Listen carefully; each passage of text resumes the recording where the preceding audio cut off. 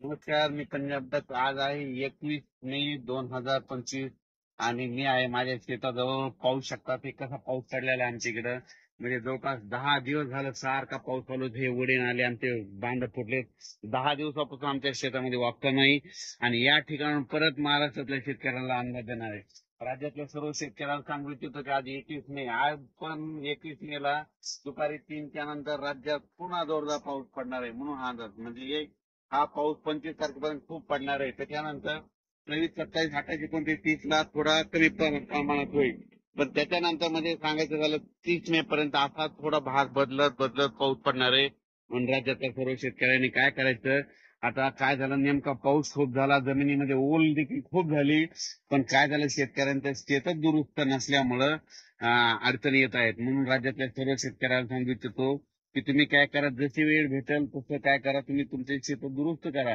कारण की राज्यामध्ये आता जवळपास हे 25 मे पर्यंत तर मुंबई पुणे नाशिक मुंबई पुणे नाशिक नगर जिल्हा मुसळधार पाऊस पडणार आहे म्हणून हा अंदाज लक्षात आहे. आज देखील मुंबईला मुसळधार पाऊस असणार आहे. मुंबईकरांनी सतर्क राहण्याची गरज आहे म्हणून हा अंदाज लक्षात आहे. आणि राज्यात मात्र दररोज 2-2 दिवस प्रत्येक ठिकाणी मुक्काम करत करत हा पाऊस संपूर्ण राज्यावर पडणार आहे. विदर्भात पडणार आहे, पूर्व विदर्भात पडणार आहे, मराठवाड्यात पडणार आहे, पश्चिम महाराष्ट्र, उत्तर महाराष्ट्र, दक्षिण महाराष्ट्र, कोल्हापूर इकडे सगळीकडेच पडणार आहे म्हणून हा अंदाज लक्षात येतात.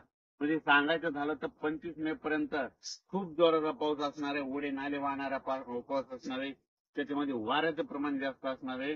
म्हणून आणि आणखीन एक खास करून, कारण की या पावसामध्ये सर्व माझ्या शेतकऱ्याला एक विनंती आहे की तुम्ही काय करा, तुमची ह्या 25 मे पर्यंत तुमची जनावरे असे झाडाखाली बांधू नका. कारण की काय झालं, आज आमच्या तालुक्यात देखील खूप ठिकाणी विजा पडल्याने जनावरे खाली असल्यामुळं त्या जनावरे दगावली आणि विजा पडत असताना कडकडत असताना झाडाखाली तुम्ही देखील थांबू नका. आपले पाळीव प्राणी देखील बांधू नका, माझी सगळ्याला विनंती आहे. कारण की म्हणजे काय झालं, महाराष्ट्रभर बघितलं तर विजेमुळे खूप शेतकऱ्यांचं पशुधनाचं खूप नुकसान झालं. माझी परत विनंती आहे की विजा कडकडत असताना झाडाखाली थांबू नका.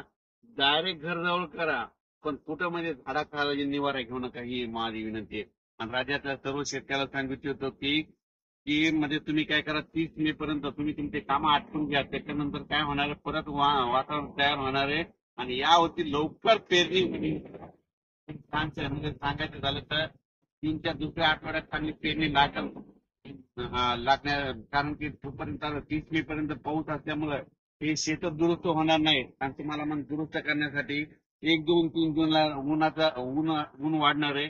1, 2, 3च्या दरम्यान थोडी उतार भेटणार, त्या सर्व शेतकऱ्यांना आपण आपले कामे करून घ्यावी. अचानक वातावरणात बदल झाला तर लगेच एक मेसेज दिला जाईल. धन्यवाद.